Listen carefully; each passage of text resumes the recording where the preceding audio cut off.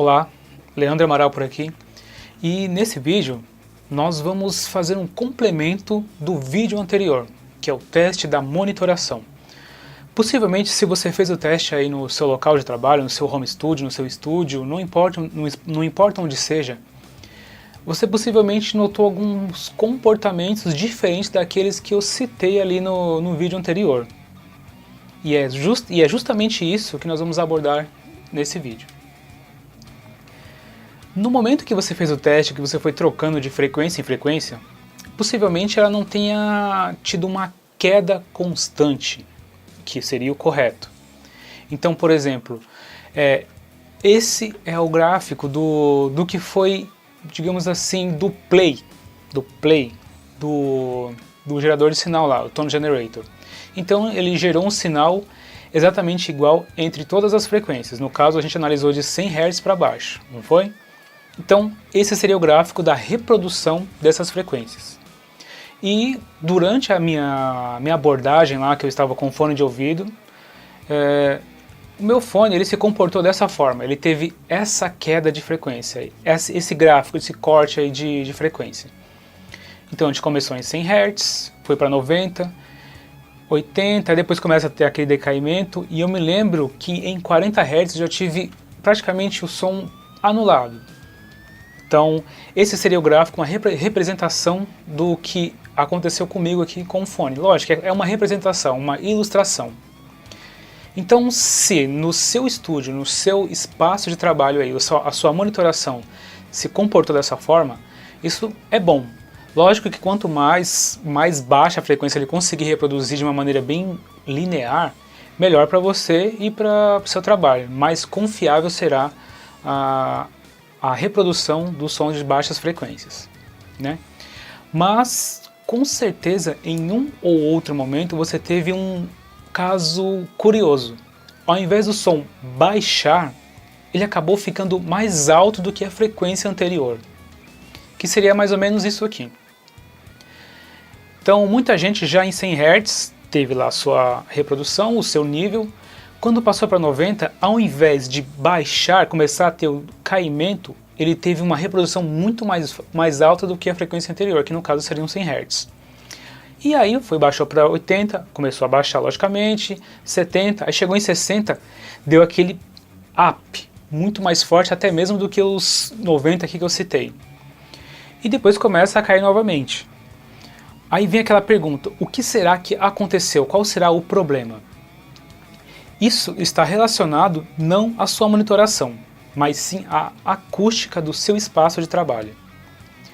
Por mais incrível que pareça, se você teve esse som, se você teve essa representatividade aí na reprodução do seu som, é melhor para você. É melhor de ter um decaimento constante, porque isso é o mais comum de se acontecer num estúdio.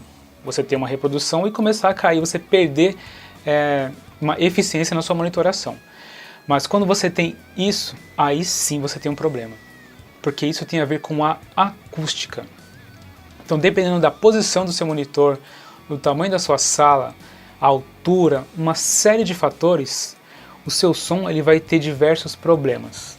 Então, da mesma forma que ele teve aqui um aumento em determinadas frequências, você pode ter simplesmente um corte, um vale, como eu já ouvi em algum, não me lembro exatamente aonde.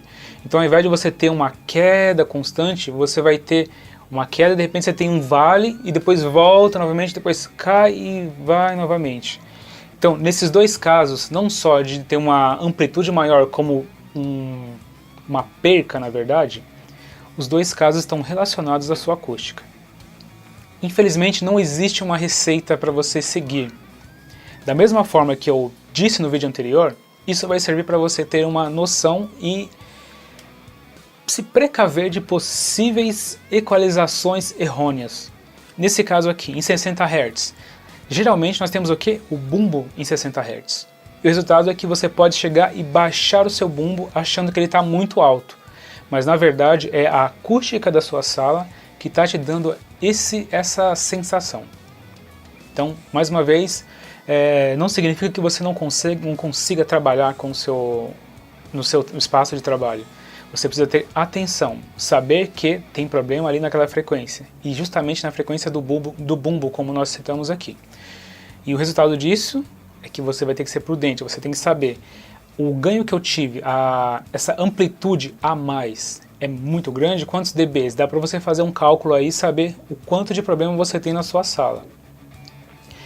Aproveitando aqui o gancho, muita gente utiliza uma ferramenta que é para calibrar ou ajustar o monitor de acordo com a sala. Então você vai ajustar de acordo com a resposta que a sua sala dá de acordo com a monitoração. Citando como exemplo, nessa questão de calibrar os monitores, imagine que, por exemplo, você tenha, ao invés ali de um aumento na reprodução de uma determinada frequência, você tem ali aquele vale, onde ele tem uma queda muito brusca em relação à linha de decaimento. Então, mesmo que você vá lá e calibre o seu monitor para dar um aumento nessa frequência, o que vai acontecer? Ele vai continuar sendo anulado, porque isso tem a ver com o cancelamento de fase. Então, tem uma onda que está saindo positiva e outra está chegando negativa, e elas se anulam. Então, não adianta você aumentar a amplitude de um sinal, porque ela vai ser anulada proporcionalmente. Então, meu ponto de vista, na experiência que eu tenho, esse negócio de calibrar monitor é uma gambiarra que pode ser que dê certo, mas se você pensar pelo lado técnico, pelo lado absurdamente técnico da coisa, você vai ver que isso não tem uma eficácia na equalização, porque nada mais é do que uma equalização do monitor de acordo com a resposta da sala. E voltando lá, uma coisa está positiva, a outra está negativa. Então, se você aumentar para poder compensar o negativo, ele vai aumentar, mas na hora das reflexões ele vai vir proporcional negativo e eles vão se cancelar da mesmíssima forma, tá bom? E se você gostou do vídeo, se inscreve aí no canal, dá aquele joinha lá e não se esqueça de acionar a notificação, aquele sininho que tem aí no YouTube, para que você receba as notificações dos próximos vídeos que eu enviar, tá bom? Então, esse aqui é mais um vídeo, logicamente é referente à acústica, né, um complemento do vídeo anterior, mas com certeza teremos vídeos práticos referente à masterização, então fique ligado.